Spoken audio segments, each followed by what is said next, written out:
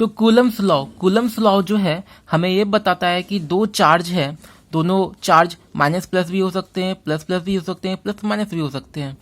तो दो चार्ज है, उसके बीच में कितना फोर्स लग रहा है उसे कैलकुलेट करने का तरीका ही कूलम्स लॉ है। ये जो फॉर्मूला है ना, यही कूलम्स लॉ है। कैसे ये बता रहा है कि दो चार्ज के बीच में कितना फोर्स लगेगा। तो ये दो चार्ज है, और चार्ज भी कैसे होना चाहिए, रेस्ट में, स्टैटिक होना चाहिए। चार्ज अगर मूव कर रहा है तो उस पर कूलम्स लॉ एप्लीकेबल नहीं होगा। ये कूलम्स लॉ स्टैटिक चार्ज, जो चार्ज स्थिर है, रेस्ट पोजीशन पर है, उसके लिए ही ये एप्लीकेबल है। तो अकॉर्डिंग टू कूलम्स लॉ जो फोर्स होता है दोनों चार्जेस के बीच में, वो डायरेक्टली प्रोपोर्शनल होता है उस चार्ज के प्रोडक्ट के बराबर, यानी कि Q1 और Q2 चार्ज के प्रोडक्ट के बराबर। मतलब चार्ज अगर बड़े बड़े होंगे तो फोर्स उतना ही ज़्यादा बढ़ेगा, बट फोर्स इस दोनों चार्ज के बीच में इन्वर्सली प्रोपोर्शनल होता है 1/r² के बराबर। मतलब अगर डिस्टेंस अगर बड़ा होगा, इस दोनों के बीच में ज़्यादा दूरी होगी तो फोर्स कम लगेगा, डिस्टेंस अगर कम होगा तो फोर्स ज़्यादा लगेगा। तो यहाँ से क्या आता है, force is directly proportional, force is proportional to the Q1 into Q2 upon R का होल स्क्वायर।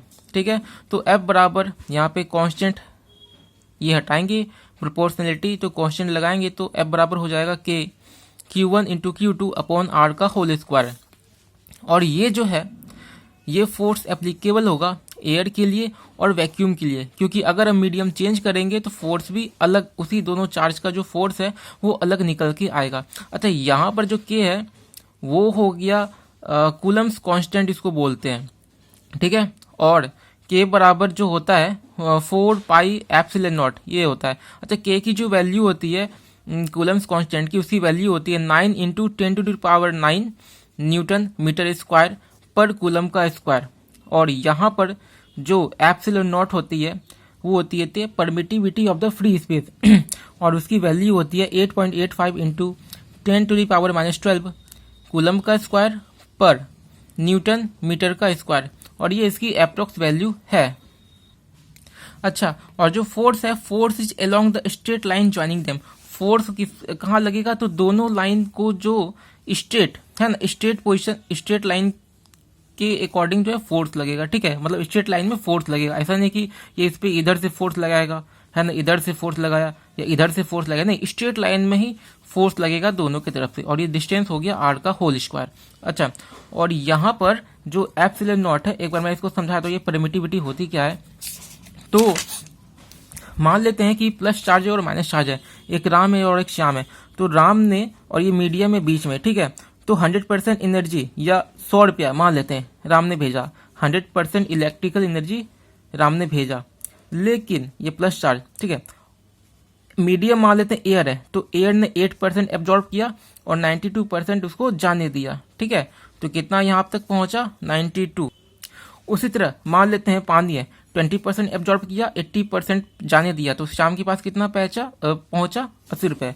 उसी तरह मान लेते हैं कि 100 रुपया या 100% इलेक्ट्रिकल एनर्जी राम ने भेजा, और अगर लकड़ी है, वुड है, तो 60% ये मीडियम खा गया, 40% अपने से जाने दिया और 40% ही पहुंचा। ठीक है, तो ये होता है कितना उसको परमिट मिल रहा है, कितना परमिशन मिल रहा है उसको उस एनर्जी को जाने का उस मीडियम के थ्रू।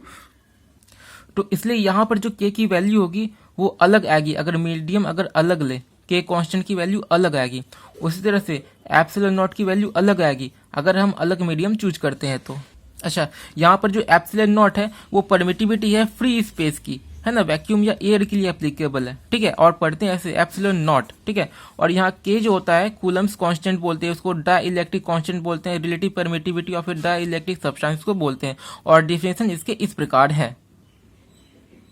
कूलम्स लॉ की सबसे बेस्ट डेफिनेशन, ठीक है, according to the Coulomb's law the magnitude of the electrostatic force, electrostatic यानी कि चार्ज स्टैटिक अवस्था में रुके हुए हैं, मोशन में नहीं है, इलेक्ट्रोस्टैटिक फोर्स ऑफ अट्रैक्शन और repulsion between 2 point charges, charge एकदम छोटे छोटे होने चाहिए, पॉइंट चार्ज होने चाहिए, is directly proportional to the product of the magnitude of charges and inversely proportional to the square of the distance between them. The force is along the straight line joining them.